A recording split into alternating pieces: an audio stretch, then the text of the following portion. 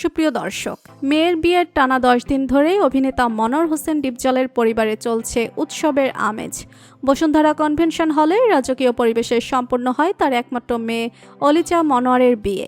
মনোয়ার হোসেন ডিপজল বলেন, গত 10 দিন ধরে বিয়ের নানা আনুষ্ঠানিকতা শেষ করে গতকাল আমার মেয়ের বিয়ের কাজ সম্পন্ন করেছি। মহান রাব্বুল আলামিনের কাছে অশেষ শুকরিয়া, যারা অনুষ্ঠানে এসে আমার মেয়ের জন্য দোয়া করেছে, আর যারা আসতে পারেনি তাদের মধ্যে অনেকেই ফোন করে আমার মেয়ের জন্য দোয়া করেছে।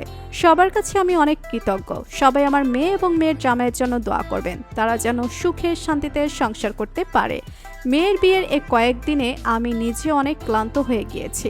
সবাই আমার জন্য দোয়া করবেন। আমার মেয়ের বিয়ে হয়েছে 19 জুন, এরপর 19 জুন গায়ে হলুদের পর বিবাহ সংবর্ধনা অনুষ্ঠান। আর এই কয়েকদিনে আমরা সবাই অনেক মজা করেছি, আনন্দ উল্লাসে সবাই মেতে উঠেছিল। এই বিয়ের মধ্যে ডিজে পার্টিও ছিল। এই সব আনন্দের মাঝে গতকাল হঠাৎ করে আমি অসুস্থ হয়ে পড়েছি।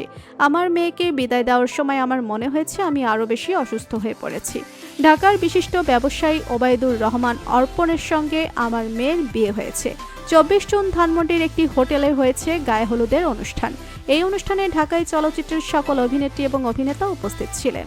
বর্তমানে লন্ডনের লেড ব্রিজ নামের একটি কলেজে এশিয়ান ব্রাইডাল মেকআপ বিষয়ে প্রভাষক হিসেবে দায়িত্ব পালন করছেন অলিজা মনোয়ার। তো বন্ধুরা, চলচ্চিত্র জনপ্রিয় অভিনেতা মনোয়ার হোসেন ডিপজলকে আপনার কেমন লাগে জানিয়ে দিন কমেন্ট করে। আর ভিডিওটি ভালো লেগে থাকলে একটি লাইক দিয়ে চ্যানেলটি সাবস্ক্রাইব করুন।